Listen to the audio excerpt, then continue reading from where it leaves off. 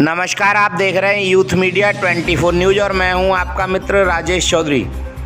इगलास के गांव राहना में श्री कालीचरण जी एडवोकेट नवनियुक्त जिलाध्यक्ष राष्ट्रीय लोकदल का भव्य स्वागत फूल माला पहनाकर गांव के सातों जाति के व्यक्तियों ने किया तथा राष्ट्रीय लोकदल को 2022 में मिलकर वोट देने का वादा किया और ये भी आश्वासन दिया कि इस बार राष्ट्रीय लोकदल के प्रत्याशी को भारी बहुमत से जिताएंगे। राष्ट्रीय लोकदल के नवनियुक्त जिलाध्यक्ष एडवोकेट कालीचरण जी ने भी जनता जनार्दन को आश्वासन दिया कि आपके मान सम्मान को ठेस नहीं पहुंचने दी जाएगी और आपके सभी कार्य सहयोग से करते रहेंगे और कराते रहेंगे। वहीं राष्ट्रीय लोकदल की नवनियुक्त जिला अध्यक्ष सुनीता मलिक का भी फूल मालाएं पहनाकर ग्रामीण महिलाओं ने एवं पुरुषों ने भव्य स्वागत किया तथा राष्ट्रीय लोकदल की सेवा करने का प्रण लिया।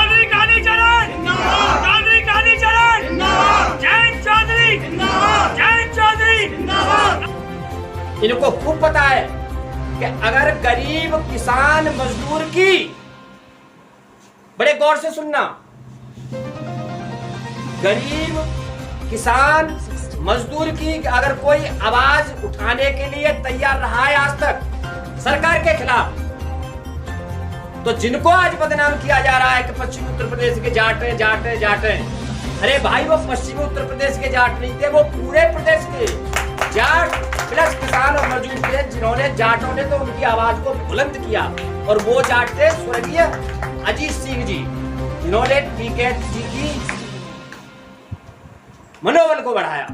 नहीं ये तो उस आंदोलन को उसी दिन कुचल देते जिस दिन इनका इरादा वहां से दिल्ली से फेंक के बॉर्डर पे टिकट जी आए, रात को रोए और तुरंत अजीत सिंह जी ने ये कहा कि नहीं, आप धैर्य से काम लो, मैं अभी आता हूं।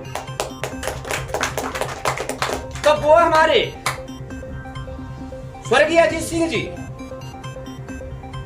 अगर तुम उनका नाम जाटों के साथ जोड़ते हो तो ये केवल जाट के साथ में नाम जोड़ रहा है। तुम भी बीजेपी में पहुंच गए कुछ चंद जाट, तो क्या तुम जाट नहीं हो? क्या वो जाटन द्वारा उसको तुम नहीं खाते हो? कौन सी पार्टी नहीं खाती है, कौन सी जाति नहीं खाती है, कौन सा धर्म नहीं खाता है और कौन से धर्म के कौन से जाति के खेती किसानी नहीं करते हैं? मुझे बताइए आज यहाँ पर ईमानदारी से बताइए, अगर उस दिन हमारे स्वर्गीय अजीत सिंह जी उस आंदोलन में राकेश टिकैत के आंसू नहीं पहुंचते, उनका मनोबल नहीं बढ़ाते, तो पता है आज इस चिंता का क्या असर होता? मोदी जी जो आज दे रहे हैं तुमको एमएसपी चिल्ला रहे हैं, मनमाने रेट खरीदते, कहीं किसान की फसल का वाजिब दाम नहीं मिलता, प्राइवेट व्यापारियों के हाथ में जाती और ये कुछ चक्कर उनके द्वारा चला हुआ है। ये तो धन्य है हमारे स्वर्गीय अजीत सिंह जी का कि उन्होंने इस कुछ चक्कर से बचा दिया। कर रही है हमारे, और आने वाले समय में हमें क्या भुगतना पड़ेगा इस चीज के लिए भी तैयार हमें। यदि हमने सही समय पर सही निर्णय नहीं लिया तो हम उस परिणाम के लिए तैयार हो जाए जो हमें आने वाले समय में भुगतना है। इससे और भयंकर जो आज महिलाएं, एक छोटी सी बात है कि गाँव की महिलाएं जिन्होंने सिलेंडर लिए, मोदी ने प्रलोभन दिया, घर घर गैस पहुँचाई और आई, ठीक है ना, लेकिन सब्सिडी क्या थी उसमें? कभी 350, 250, 300 ऐसे रुपए आ रहे थे और आज क्या है? सब्सिडी के नाम पे केवल 15 रुपए, और मैं समझती हूँ कि महीना 2 महीना में वो 15 रुपए भी खत्म हो जाएंगे। इस टाइम पे सिलेंडर है 850 रुपए का। मेरे साथ हैं नवनियुक्त अध्यक्ष राष्ट्रीय लोकदल कालीचरण जी।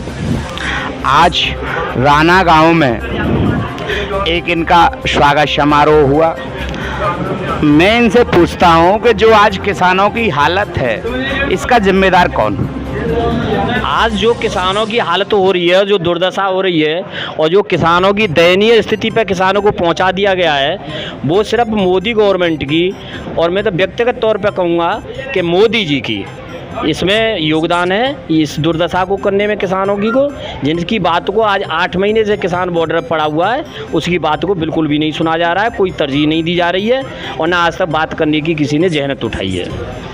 तो किसानों की जो दुर्दशा है वो कैसे पटरी पाएगी, कैसे हालत सही होगी उनकी? किसानों की दुर्दशा को पटरी पे लाने के लिए जो मोदी, नहीं दुर्दशा नहीं, उनकी हालत कैसे सही होगी? दुर्दशा, हालत, स्थिति जो कुछ भी कहें शब्द, बात एक ही है, उनकी हालत को लाने के लिए आपने मोदी जी जो भी वायदे किए थे, आप उन वायदों पर बिल्कुल खरे नहीं उतरे। और हमें जनता को ये पूरा अटूट विश्वास है कि आप न जनता की भावनाओं की कोई कदर अब तक नहीं की है, तो आगे भी नहीं करेंगे। और ना ही जनता को आपके ऊपर कोई विश्वास रहा है, क्योंकि आपने जनता का विश्वास इस कदर तोड़ दिया है कि जनता किसी भी कीमत पर आपका विश्वास करने को तैयार ही नहीं है। और आगामी आने वाले समय में चुनाव के द्वारा, अपने मत के द्वारा जो आपने इनकी दुर्दशा की है, उसका आपको करारा जवाब ये जनता देगी 2022। युवाओं के लिए क्या संदेश देना चाहेंगे?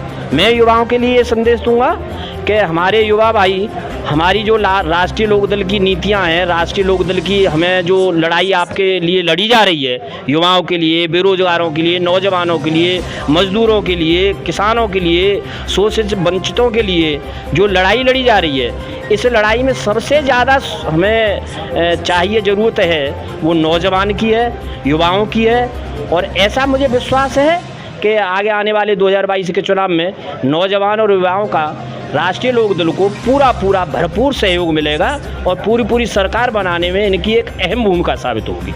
नहीं, इनकी भूमिका साबित होगी, इनके रोजगार का क्या? इनका जैसे ही हमारी सरकार बनेगी, तो जिस तरह से ये हमारी भारी बहुमत में सरकार को लाएंगे बना के, उसी तरह से भारी बहुमत में इनके लिए नई योजनाएं, इनके लिए रोजगार परक शिक्षाएं, रोजगार परक बातें और रोजगारी का सृजन और पद, और हमें इनको रोजगार दिलाएंगे, उसमें हम सफल होंगे। जिला अध्यक्ष जी का सीधा कहना है कि जो युवा सरकार लाने में मदद करेंगे, और जहाँ तक है सभी युवा इस समय बेरोजगारी से जूझ रहे हैं, रोजगार राष्ट्रीय लोकदल की सरकार में मिलेगा। और पक्का करने के लिए युवाओं के लिए मैं पूछ लेता हूँ, क्या बिल्कुल सही रहेगा? हाँ, युवाओं के लिए रोजगार सबसे पहली प्राथमिकता है। और युवाओं के लिए आप एक क्वेश्चन और पूछना भूल गए, कि वो पूछें हमसे, आप ही बता दीजिए कि रोजगार आएंगे कहाँ से। तो हम युवाओं के लिए रोजगार लाने के लिए नई चीज़ें, जैसे फैक्ट्रियां हैं या उद्योग धंधे हैं, छोटे मझोले उद्योग हैं गांवों में, उनको लगाएंगे। उनके द्वारा महिलाओं को भी, युवाओं को भी और बेरोजगारों के लिए विशेष प्राथमिकता के तौर पर हम उस तरह की योजना लेके आएंगे कि उनका सृजन गांवों में हो, उस तरह की इकाइयाँ लगाई जाए जिससे बेरोजगारों को रोजगार मिले और उनको काम मिले। मैं एक क्वेश्चन आपसे पूछना चाहूँगा और कसदन पूछना चाहूँगा, आपको चाहे बुरा लग जाए कोई दिक्कत नहीं है। आप इस क्षेत्र के सबसे काफ़ी बड़े किसानों में आपकी गिनती है, पहले या दूसरे नंबर पर होगी, तो आलू की सबसे बड़ी खेती आप करते हैं। जो आलू 2 रुपये किलो, 4 रुपये किलो बिकता है, आज 9 रुपये किलो उसका थोक भाव है आज की डेट में मंडी में। उसी आलू को, 10 ग्राम आलू को 5 रुपये में बेचा जाता है चिप्स के रूप में। तरह तरह की आलू भुजिया, नमकीन बनाई जाती है। क्या इस तरह का प्रोजेक्ट आलू किसानों के लिए, स्वयं के लिए नहीं लग सकते हैं? बिल्कुल लग सकते हैं। अब ये मोदी जी की इच्छा शक्ति की यही तो कमी है। मोदी जी की जो इच्छा शक्तियाँ थी, जो कहते थे कि हमारी ये इच्छा शक्तियाँ हैं, क्या ये संभव नहीं हो सकता है? संभव सब हो सकता है। इच्छा शक्ति की पहल करने वाला, खाली बोलने से नहीं, खाली बोलने से तो मैं 100-1000 बातें बोल दूँ जिससे बेरोजगार व्यक्तियों को भी रोजगार मिलेगा, किसान की आमदनी बहुत बढ़ जाएगी। मैं वही बात कहने जा रहा हूँ कि इस तरह की हम यूनिट या इस तरह से प्रोसेसिंग में और इसमें कृषि क्षेत्र में अन्य छोटे उद्योग, मझोले उद्योग, उनमें तो किसान, मजदूर, युवाओं के लिए और ख़ास तौर से ग्रामीण महिलाओं के लिए भी एक विशेष, बेरोजगार जो हैं उनको रोजगार की एक सुविधा प्रदान हो, इस तरह की हम छोटी छोटी इकाइयाँ, छोटी छोटी यूनिट हैं और छोटे छोटे काम ग्रामीण स्तर पर लेके आएंगे, जन जन तक लेके आएंगे, हर गांव में लेके आएंगे। ये हमारी लोकदल की स्पष्ट नीति है, जिसमें हमें सबका ख्याल है, युवाओं का भी है और कृषकों का भी है, किसानों का भी है, छोटे मजदूर, उद्योगों, धंधे वालों का भी है और छोटे व्यापारी, छोटे वर्ग के लोग, उनका भी ख्याल है। हमारे चैनल को लाइक करें, शेयर करें, सब्सक्राइब करें, जिससे आपको सभी लेटेस्ट न्यूज़ें मिल सकें।